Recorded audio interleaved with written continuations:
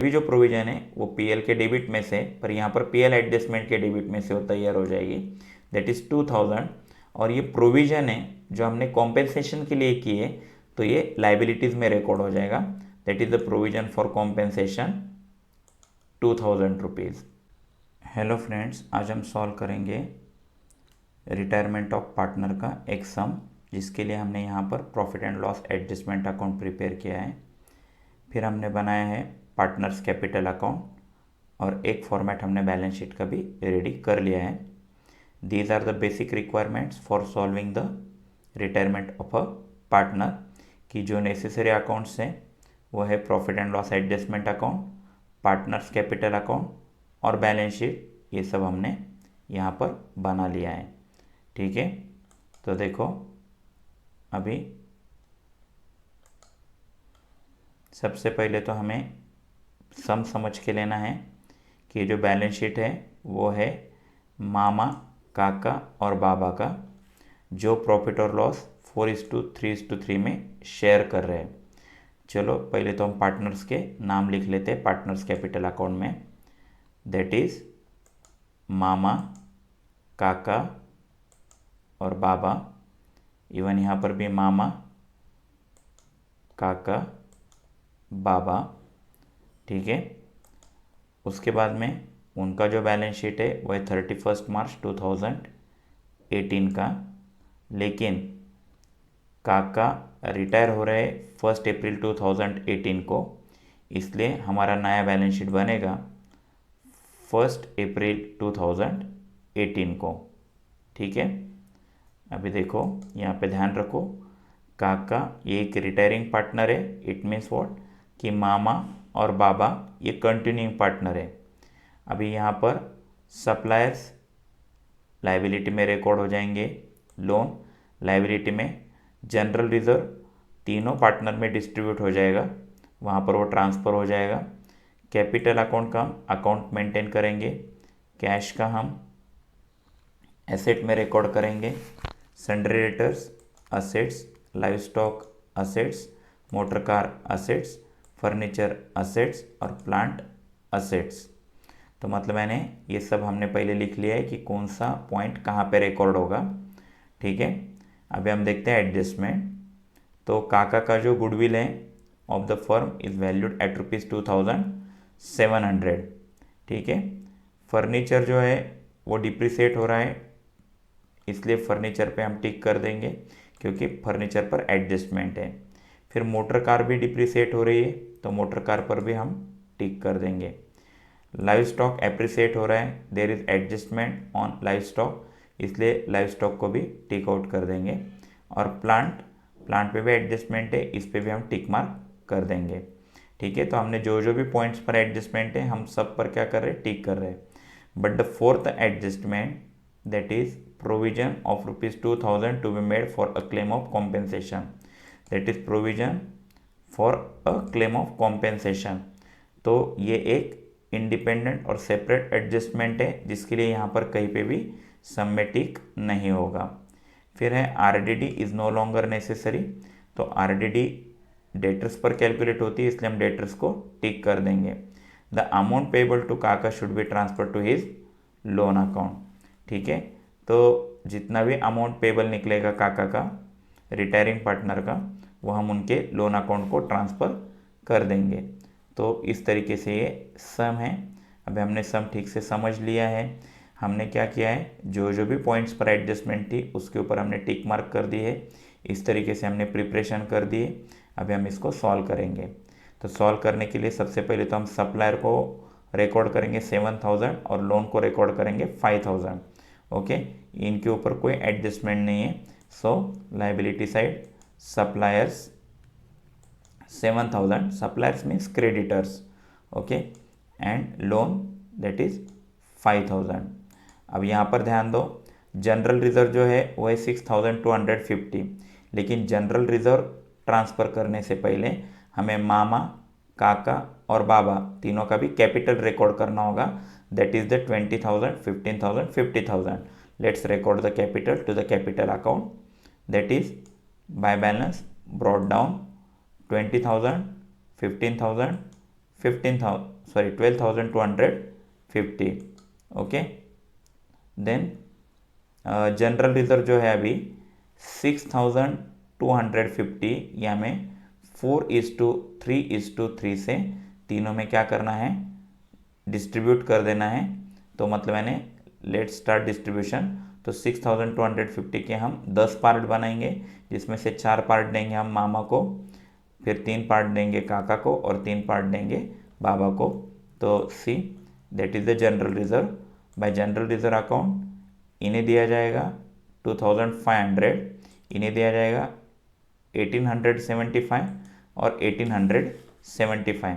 It means what कि जितना भी जनरल रिजर्व था 6,250, वो तीनों में हमने क्या कर दिया, डिस्ट्रीब्यूट कर दिया है। ओके, अभी असेट साइड, तो कैश जो है, कैश हम असेट रिकॉर्ड कर देंगे, that is cash 4,500। As there is no adjustment on that, इसलिए हमने कैश को डायरेक्टली आउटर कॉलम में रिकॉर्ड कर दिया है। अब यहाँ पर sundry debtor 5,000, live stock 12,500, motor car 4,000, furniture 17,500 और प्लांट 22,500। इन सब के ऊपर एडजस्टमेंट है, ठीक है, ये सब पॉइंट्स के ऊपर एडजस्टमेंट है। तो जैसे कि हम जानते हैं कि जिनके ऊपर भी एडजस्टमेंट है वो अमाउंट्स हमें इनर कॉलम में लिखना है और उसके नीचे एडजस्टमेंट के लिए जगह छोड़नी है। Let's record see sundry debtors that is 5,000, inner में इसलिए लिखा है क्योंकि ये टिक मार्क था तो उसके ऊपर एडजस्टमेंट है। Then live stock 12,500, then motor car 4,000, furniture 17,500 and plant that is 22,500। ये सब अमाउंट्स हमने इनर कॉलम में इसलिए रिकॉर्ड किए हैं क्योंकि उनके ऊपर क्या है, एडजस्टमेंट है। जैसे कि हम जानते हैं कि जो जो भी पॉइंट्स पे एडजस्टमेंट होती है वो हमें इनर कॉलम में लिखना है और उसके नीचे एडजस्टमेंट के लिए हमने क्या किया है, एक एक लाइन छोड़ दी है। अभी तक हमने वो अमाउंट्स फाइनल नहीं किए, ठीक है। अब देखते हैं एडजस्टमेंट्स। ओके, तो ये जो एडजस्टमेंट्स हैं, तो इसमें सबसे पहले एडजस्टमेंट है कि जो काका का जो गुडविल का शेयर है वो था 2,700 रुपीज़। तो काका का जो शेयर है 2,700 रुपीज़ का, वो हम गुडविल का शेयर उनका रिकॉर्ड कर देंगे। तो यहाँ पर ध्यान में रखना है कि गुडविल रेज किया है, क्योंकि गुडविल पहले कहीं पे भी नहीं था, ना ही न्यू पार्टनर्स ने लाया है, सॉरी ओल्ड पार्टनर्स दे रहे हैं उसे लाकर, तो गुडविल यहाँ पर रेज हुआ है। तो गुडविल जो रेज हुआ है 2,700 रुपीज़, तो goodwill account debit to Kaka's capital account. तो गुडविल के डेबिट में और काका कैपिटल के क्रेडिट में हमने 2,700 का रिकॉर्डिंग कर दिया।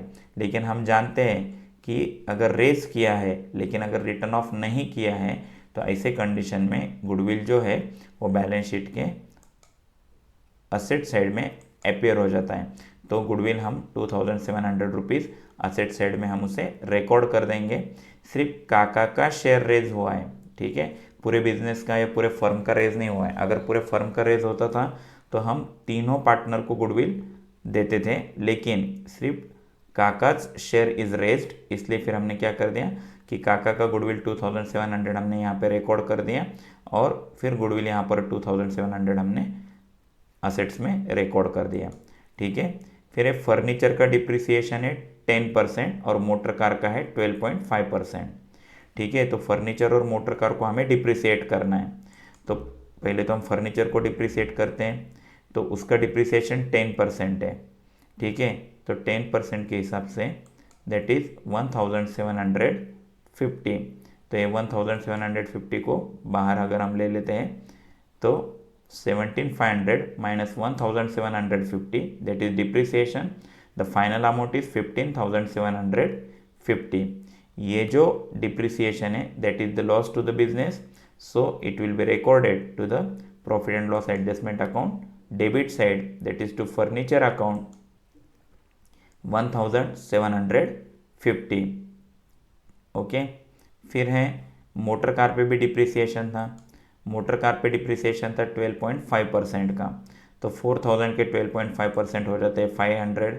4,000 में से 500 माइनस करने के बाद में 3,500 that is the valuation of motor car now. तो अभी ये मोटर कार जो है ये भी हमें लॉस दे रही है, तो मोटर कार का डिप्रिसिएशन हमने रिकॉर्ड कर दिया, that is 500 to the profit and loss adjustment account debit side. Okay, तो फर्नीचर और मोटर कार दोनों का डिप्रिसिएशन है, तो दोनों का डिप्रिसिएशन हमने उनमें से माइनस कर दिया। Depreciation it means what, reduction in the value of the asset, तो वहाँ से हमने क्या कर दिया, उसे माइनस कर दिया है। मोटर कार में से हमने 500 माइनस कर दिए, फर्नीचर में से 1750 हमने माइनस कर दिए ऑफ अ डिप्रिसिएशन, और इसका हमने सेकंड इफेक्ट कहाँ पे रिकॉर्ड किया है, तो profit and loss adjustment account के डेबिट साइड में, that is to furniture account 1750, ये फर्नीचर का डिप्रिसिएशन है और मोटर कार का डिप्रिसिएशन है 500 रुपीज़। ओके, फिर है देखो, फिर है यहाँ पर लाइव स्टॉक को एप्रिसिएट हुआ है 10% से और प्लांट 20% से, मतलब लाइव स्टॉक और प्लांट दोनों में भी क्या है, एप्रिसिएशन है। तो देखो अभी लाइव स्टॉक का जो एप्रिसिएशन है 10%, 12,500 के 10% डेट इज 1250, टोटल 13,750।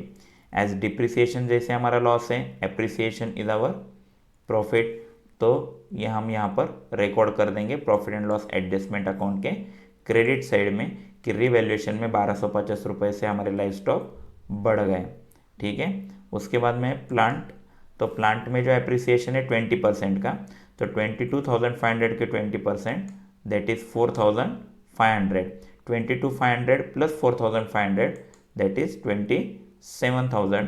अब ये 27,000 हम क्या कर देंगे यहाँ पर बाय प्लांट अकाउंट बोलकर, ये 27,000 का जो वैल्यूएशन है और 22,500 जो उसकी बुक वैल्यू थी, इसमें का जो डिफरेंस है 4,500, वो हम यहाँ पर profit and loss adjustment account के क्रेडिट में हम इसे रिकॉर्ड कर देंगे।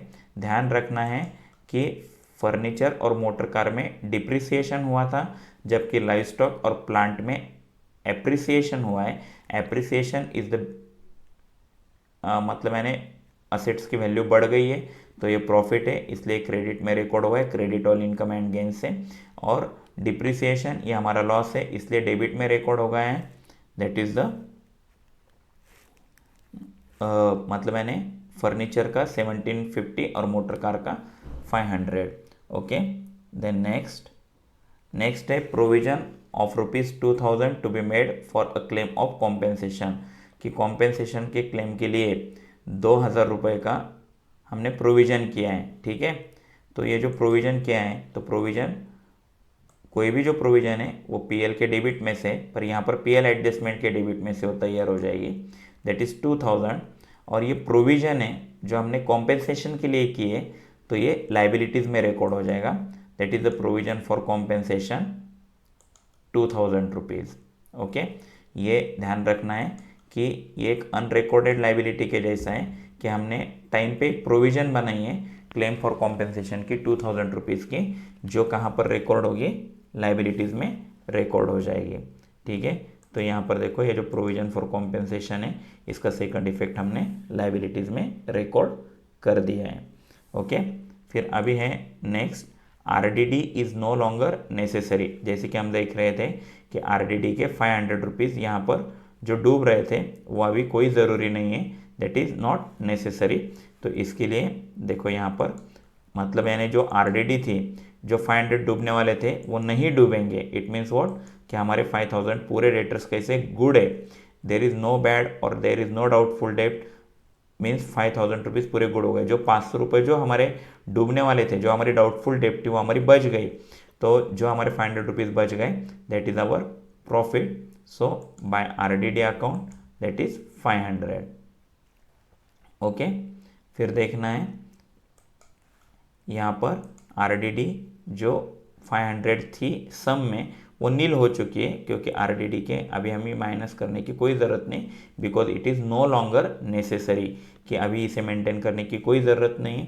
तो कहीं ना कहीं हमारी जो डाउटफुल डेट थी वो गुड हो गई, तो इसके लिए मतलब मैंने इसे हमने कहाँ पर रिकॉर्ड कर दिया, by RDD account profit and loss adjustment के क्रेडिट में हमने इसे रिकॉर्ड कर दिया है। अब लास्ट है the amount payable to Kaka should be transfer to his loan account, कि काका की जो अमाउंट है जो उनको पेबल है उनके लोन अकाउंट को ट्रांसफ़र करनी है। तो इसको हम कैसे ट्रांसफ़र करेंगे? तो सबसे पहले तो हमें क्या करना होगा, profit and loss adjustment account का आइदर प्रॉफिट है या लॉस है फाइंड आउट करना होगा। पर जैसे कि देख रहे हैं कि क्रेडिट बैलेंस शो कर रहा है। Credit balance it means what, कि यहाँ पर 6,215 में से 4,250 माइनस हो गए। इट मीन्स व्हाट, कि पार्टनर कैपिटल अकाउंट को 2,000 रुपीज़ ट्रांसफ़र हो जाएंगे। लेकिन उनका जो रेशो है वो है 4:3:3। तो मामा को देंगे हम 800, काका को 600 और बाबा को 600। ध्यान में रखना है कि काका की जो टोटल अमाउंट पेबल निकालने से पहले हमें तीनों का जो भी कुछ प्रॉफिट और लॉस है रिवैल्यूएशन का वो हमें ट्रांसफ़र करना है। तो गिवन सम में प्रॉफिट है 2,000 रुपीज़ का, तो मामा का 800, काका का 600 और बाबा का 600। Profit and loss adjustment account के डेबिट में, तो रिलेटेड पार्टनर्स के क्रेडिट में profit and loss adjustment account सिर्फ यहाँ पर 800, 600, 600 हमने 4:3:3 से इसे क्या कर दिया है, डिस्ट्रीब्यूट कर दिया है। अभी हमें ये ढूंढना है कि काका के अमाउंट पेबल कितनी है। ठीक है, तो काका के 15,000 रुपीज़ कैपिटल के थे, 1,875 उन्हें रिजर्व का पार्ट मिल गया, गुडविल 2,700 और रिवैल्यूएशन का प्रॉफिट 600। इट मीन्स और टोटल 20,175, 20,175। इट मीन्स वॉट, कि जो काका का जो लोन है यहाँ पर 20,175 काका लोन अकाउंट बोलकर हम इसे रिकॉर्ड कर देंगे, क्योंकि हमने काका की जो अमाउंट निकली है, काका इज अ रिटायरिंग पार्टनर, इनकी जो अमाउंट पेबल है वो हमें उनके लोन अकाउंट को ट्रांसफ़र करनी है। तो काका लोन अकाउंट दैट इज़ 20,175। ध्यान रखना है कि जैसे कि सम में दिया था कि जो भी काका के अमाउंट पेबल रहेगी should be transfer to his loan account. तो मतलब रिटायरमेंट में क्या होता है कि जब भी हम कैलकुलेशन करते हैं रिटायरिंग पार्टनर का, तो उसकी जो अमाउंट पेबल होती है एक तो हम उसे पेड कर देते हैं कैश में, या तो फिर उनके लोन अकाउंट को ट्रांसफ़र करते हैं। तो in given sum it is transfer to the loan account, तो इसलिए हमने लोन अकाउंट को ट्रांसफ़र कर दिया। जैसे कि अभी काका बिजनेस के पार्टनर नहीं रहे, he is retired from the business now, तो उनकी जो भी अमाउंट है वो बिजनेस पे एक लोन लाइबिलिटी के हिसाब से लिखनी होगी, रिकॉर्ड करनी होगी। तो हमने काका लोन अकाउंट 20,175 यहाँ पर रिकॉर्ड कर दिए। ठीक है, अब बाद में मामा का बैलेंस कितना है, 20,000 उनका कैपिटल, रिजर्व का पार्ट 2,500 और profit and loss adjustment 800, that is 23,300। Okay, तो उनका जो बैलेंस है वो रहेगा 23,300। एज मामा और बाबा ये कंटिन्यूइंग पार्टनर है, तो इनका तो बैलेंस निकलेगा जो उनका कैपिटल है बिजनेस का। देखो, तो यहाँ पर भी 12,250 प्लस 1,875 प्लस 600 दैट इज़ 14,725। तो ये 14,725 का बैलेंस बाबा का कैपिटल अकाउंट का मेंटेन हो रहा है।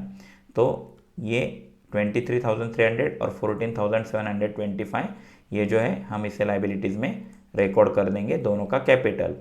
दैट इज़ मामा का कैपिटल है 23,300 और बाबा का कैपिटल है 14,725, जिसकी टोटल कैपिटल है बिजनेस का 38,025। काका रिटायर हो चुके हैं, इसलिए हमने काका की जो पेबल अमाउंट थी वो हमने लोन अकाउंट को ट्रांसफ़र कर दी। लेकिन मामा और बाबा ये दोनों कंटिन्यू कर रहे हैं, they are the continuing partner, इसलिए हमने उनकी जो बैलेंस है उनका जो अमाउंट है वो एज अ कैपिटल अकाउंट बोलकर क्या होगा बिजनेस में मेंटेन होगा, that is the 38,025। Now tally, तो असेट्स की टोटल है 72,200 और लाइबिलिटीज़ की भी टोटल है 72,200। ठीक है, तो this is the retirement of partnership. So practice it well. Okay, सब